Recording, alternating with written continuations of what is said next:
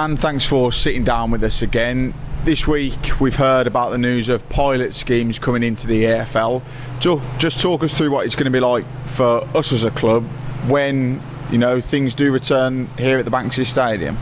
Thanks, Tom. We welcome the fact that there's pilots this weekend. I think there's 10 fixtures that have been selected for this week's pilots, and next weekend we're hopeful that if they're successful and there's not a spike in the numbers over the coming 7 days, we'll be in a position where we'll be able to pilot as well. So we've put our request into the EFL. I've had a safety advisory group meeting today whereby I've put it to the stakeholders who sit on the safety advisory group meeting, which are the likes of the local authority and the Sports Ground Safety Authority, and they're happy for us to pilot. So hopefully we get the go ahead next weekend to pilot, and if we don't, it won't be for lack of trying, and it won't be to do with the work that we're doing at the stadium.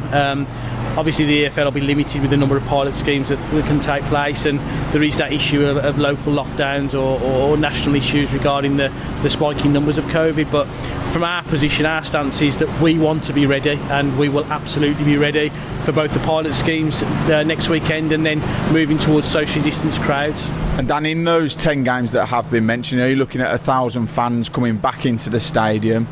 Will we be ready, you know, if we can pilot a game?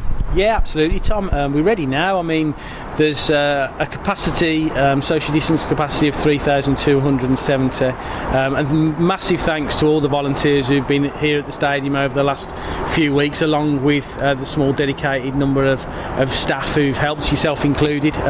We've all been out here cleaning seats, putting stickers on, cable tying. I'm seeing green in my sleep, so I've picked the right colour jumper today, haven't I, for this piece. So we're at a point really where the stadium is 90% ready now. The 1,000 capacity there's no issue with. We'll earmark a stand and we'll look at balloting all season ticket holders with a view to putting them into one stand, whereby we'll be able to house that 1,000 to test the operation. But we're in a really good position in terms of how far along the process we are. The operations plan has been signed off where we are at this moment in time, so I'm just at a point where the next step for us naturally is to pilot at 1,000 before then looking towards social distance crowds once the government give us the go ahead.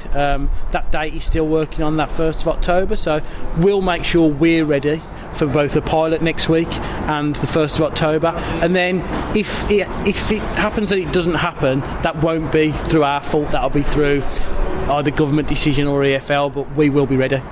And it's only a positive really that the EFL are looking to pilot games, because at the end of the day everybody wants to be back inside the stadium. We as a football club want the fans back in, and it's just another positive step forward that 10 games have been chosen.